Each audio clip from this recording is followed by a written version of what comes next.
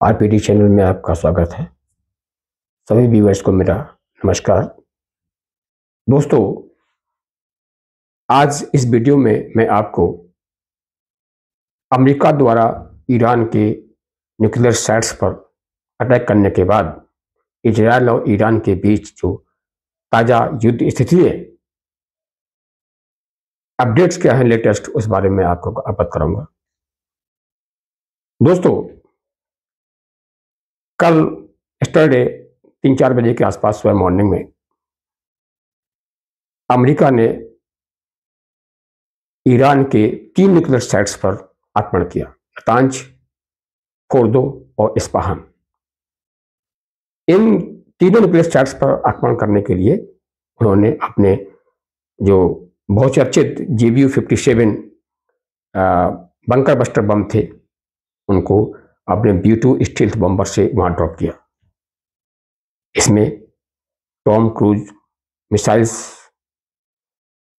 भी प्रयोग किए गए और इवन USA सबमरीन का भी इसमें हेल्प ली गई। इन तीनों, इसमें सबसे अधिक इंपॉर्टेंट फोर्दो न्यूक्लियर साइट थी, जो कि माउंटेन के नीचे काफी 300 फीट नीचे गहराई में वो इंस्टॉल्ड है। इन साइट्स पर अटैक करने के बाद मिस्टर ट्रंप ने स्टेटमेंट दे दिया कि इन तीनों न्यूक्लियर साइट्स को कंप्लीटली और टोटली ऑब्लिटरेटेड, मतलब यह है कि इन तीनों साइट्स को का पूर्णतः विनाश कर दिया गया है। इसके बाद आज स्टेटमेंट आ गया मिस्टर ट्रंप का कि इन तीनों न्यूक्लियर साइट्स पर सीरियस डैमेज हुआ है। मिस्टर ट्रंप ने अपने इस दावे को किसी और तरीके से पुष्टि नहीं की।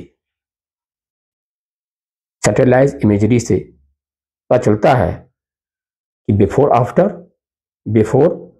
अटैक और आफ्टर अटैक क्या पोजीशन है, उसमें ये क्लियर है, ये एनालिसिस की गई है कि इन अटैक से इन न्यूक्लियर साइट्स पर कोई खास डैमेज नहीं हुआ। ईरानियन अथॉरिटीज ने, ईरानियन समाचार एजेंसी ने यह स्पष्ट कर दिया है कि USA का अटैक से जो चाहते थे जिस हद तक साइट्स को डैमेज करने का, उनका ऑब्जेक्टिव पूरा नहीं हुआ। अगर ईरानी गवर्नमेंट चाहे तो within the next some years इन्हें रिवाइव कर सकती है। उन्होंने आगे भी कहा कि इस अटैक की आशंका थी उनको कि USA इजराइल इस पर अटैक करेंगे। उसके मद्देनजर उन्होंने पहले ही वहां से एनरिच्ड यूरेनियम और सेंसिटिव उपकरण पहले से वहां से बाहर निकाल लिए थे। इवन जो रशिया के दिमित्री मेदवेदेव, जो वहां के deputy chairman of national security council हैं रशिया के, उन्होंने क्लियर कर दिया कि इन अटैक से न्यूक्लियर साइट्स के बुनियादी ढांचे को कोई खास असर नहीं पड़ा।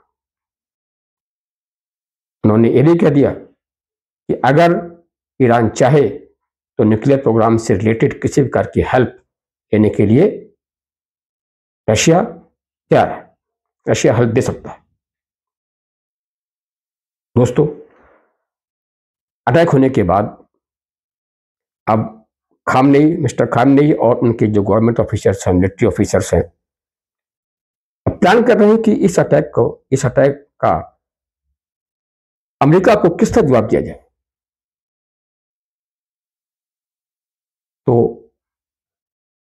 उनके पास 3 ऑप्शन हैं जो कि लोग बता रहे हैं। नंबर 1 तो यह है कि न्यूक्लियर प्रोग्राम पर ब्रेक लग गया, ठीक है, अब न्यूक्लियर डील ईरान अपनी शर्तों पर कर सकता है।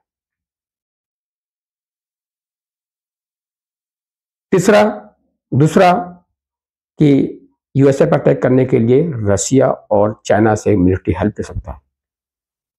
तीसरा कि न्यूक्लियर बम बनाने की दिशा में तेजी से आगे बढ़ सकता है और ये न्यूक्लियर वीपन का मैन्युफैक्चरिंग ईरान के जो सीक्रेट न्यूक्लियर साइट्स हैं वहां कर सकता है। तो ऐसे बहुत से जगह हैं जहां पर यह बताया जाता है कि वो साइट्स अनडिस्क्लोज्ड हैं बाय ईरान, जहां पर न्यूक्लियर बम बनाने का प्रोग्राम वो कर सकते हैं।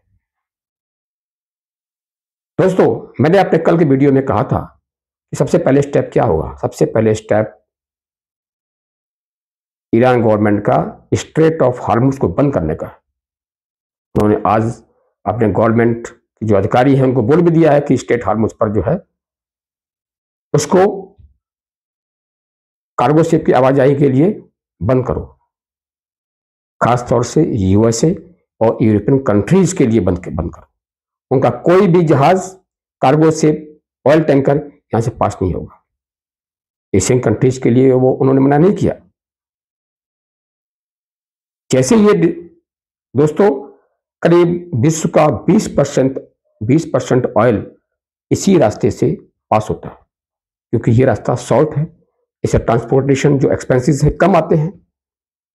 अगर कोई भी कंट्री अपना ऑयल किसी और रास्ते से ले गया तो उनके जो ट्रांसपोर्टेशन एक्सपेंसेस हैं बहुत बढ़ जाएंगे। जैसे ये निर्णय आया ईरान गवर्नमेंट का स्ट्रेट ऑफ हार्मुज को बंद करने के लिए, वैसे सभी लोगों में, सभी कंट्रीज में खलबली मच गई। यूएसए के जो फॉरेन मिनिस्टर हैं मिस्टर रूबियो, मार्को रूबियो, उन्होंने चाइना के थ्रू ईरान पर प्रेशर डलवाया कि अपना ये डिसीजन बंद करने का ना ले। चाइना से क्यों कहा?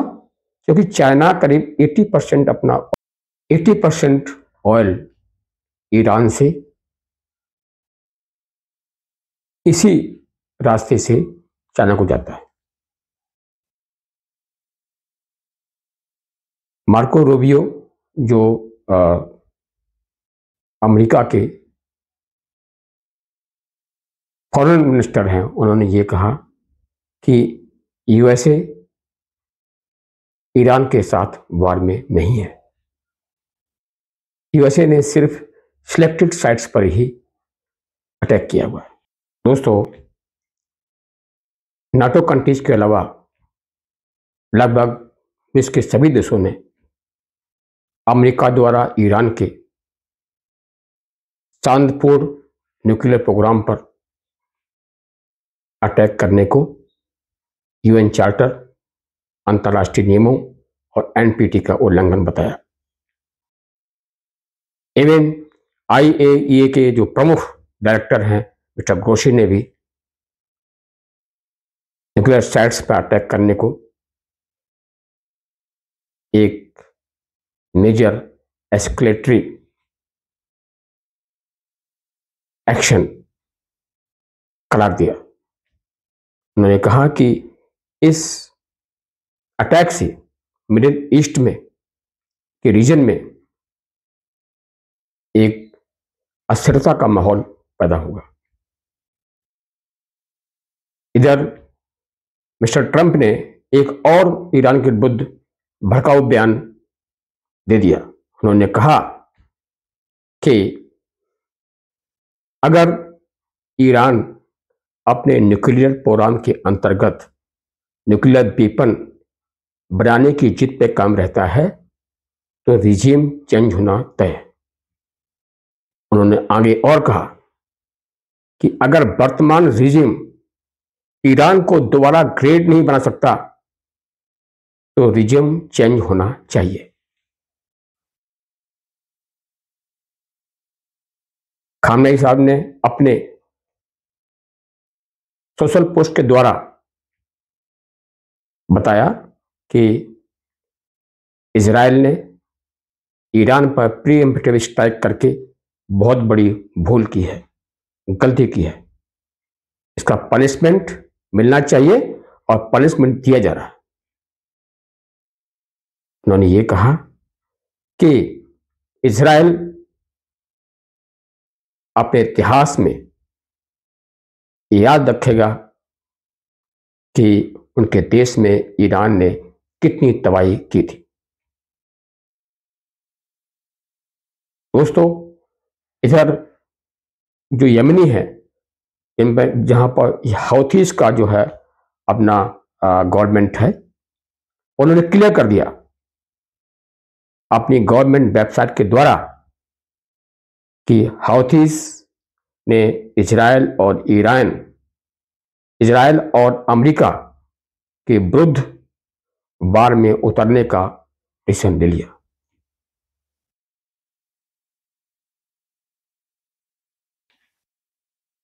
आज जो घटनाक्रम रहा, हालांकि ईरान से जो रिटेलिएशन है वो कम रहा, लेकिन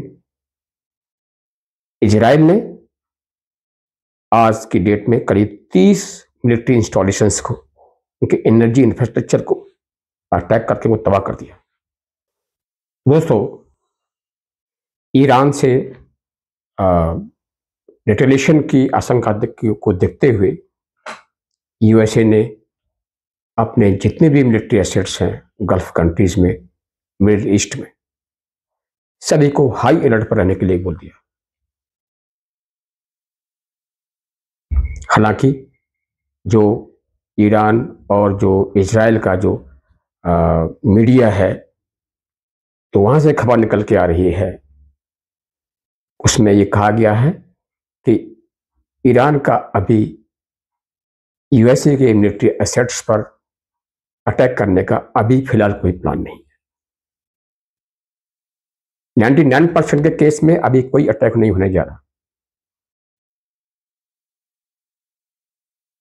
दोस्तों, ईरान के फॉरेन मिनिस्टर मॉस्को के दौरे पर गए हुए हैं।